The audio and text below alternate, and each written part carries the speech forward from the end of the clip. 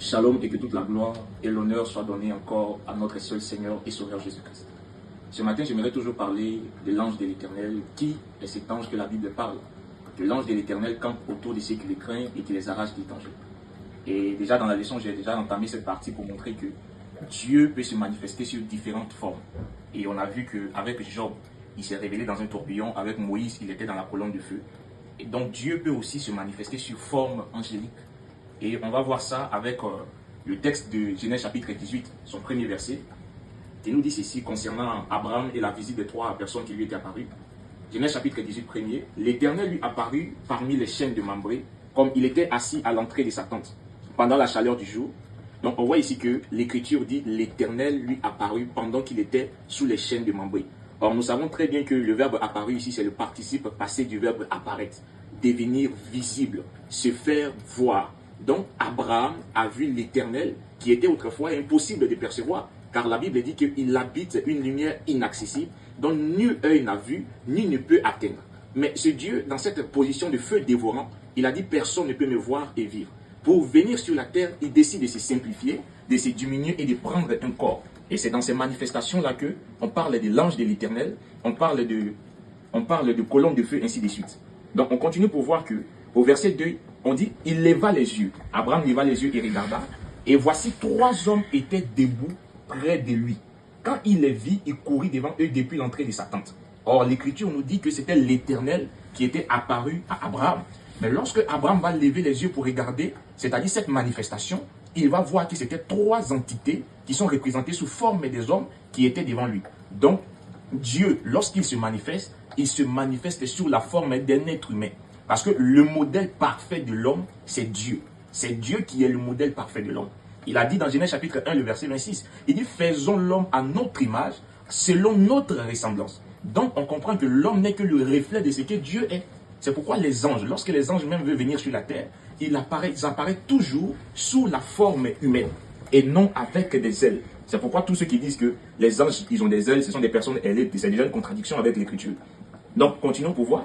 On dit lorsque Abraham leva les yeux et voici trois hommes qui étaient debout près de lui. Quand il les vit, il courut devant eux depuis l'entrée de sa tente et se prosternant à terre. Proskineo, donc se prosterner, le fait de rendre hommage ou d'adorer. À partir du verset 3, et il dit, Seigneur, si j'ai trouvé grâce à tes yeux. Mais attendez, Abraham a vu trois hommes. Et lorsqu'il commence à parler, il dit Seigneur. Il n'a pas dit mes seigneurs, mais il dit Seigneur, si j'ai trouvé grâce à tes yeux, pas à vos yeux.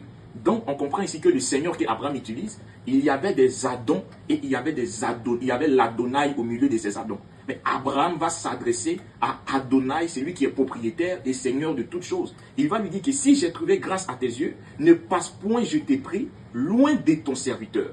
Permettez qu'on apporte un peu d'eau pour vous laver les pieds et reposez-vous sur ces arbres. Et j'irai prendre un morceau de pain pour fortifier votre cœur. Après quoi, vous continuerez votre route, car c'est pour cela que vous passez près de votre serviteur. Il répondit, fais comme tu l'as dit. Abraham alla promptement dans sa tente vers Sarah, et il dit, vite, 3 mesures de fleurs de farine, pétris et fais des gâteaux. Et il prit encore de la crème et du lait avec le veau qu'on avait apprêté, et il les mit devant eux. Et il s'était lui-même à leur côté sous l'arbre, et il mangeait. Donc, on voit que Dieu, sous la forme humaine, il peut manger. Les anges, sur la forme humaine, il peut manger. C'est pourquoi, ne vous y trompez pas. Jésus a dit que lorsque Jean-Baptiste est venu à vous, il ne mangeait pas, il ne buvait pas, mais vous avez traité d'un démon. Mais lorsque Dieu, lui, il prend un corps, lorsque lui qui est l'ange de l'Éternel, il prend un corps sur la terre, la Bible dit qu'il peut manger. C'est pourquoi ne vous trompez pas, que Jésus est dormi, qu'il a bu, il avait une entité qui était Dieu et il habitait dans un corps. Donc on continue toujours. Il dit, après qu'ils ont fini de manger, au verset 19, alors il lui dit, où est Sarah ta femme? Il répondit, elle est là dans la tente. L'un d'entre eux dit, je reviendrai vers toi à cette même époque, et voici, Sarah ta femme aura un fils. Sarah écoutait à l'entrée de la tente qui était derrière lui, et elle rit en elle-même en disant, maintenant que je suis vieille, aurais-je encore des désirs? Mon Seigneur Abraham aussi est vieux. L'Éternel dit à Abraham, donc il y avait dialogue.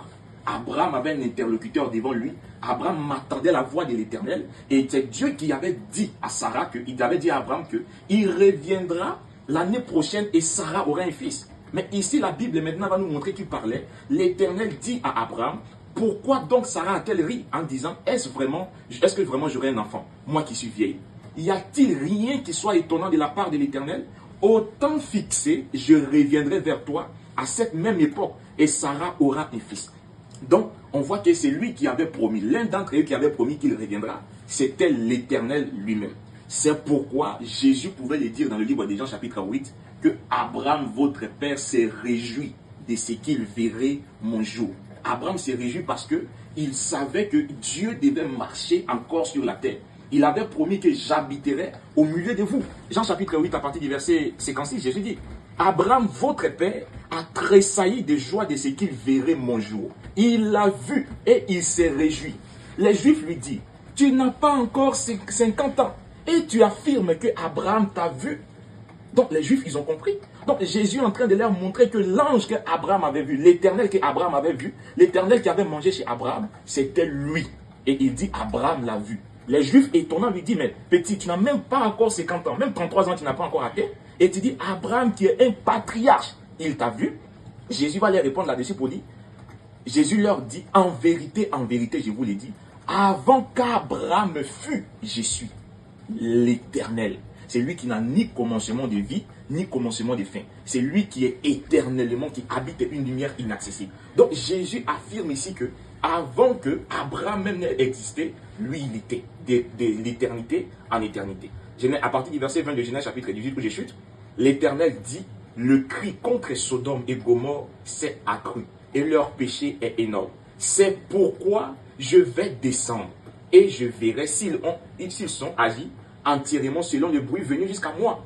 Et si cela n'est pas, je le saurai. Donc voilà le pourquoi l'Éternel était descendu au temps d'Abraham.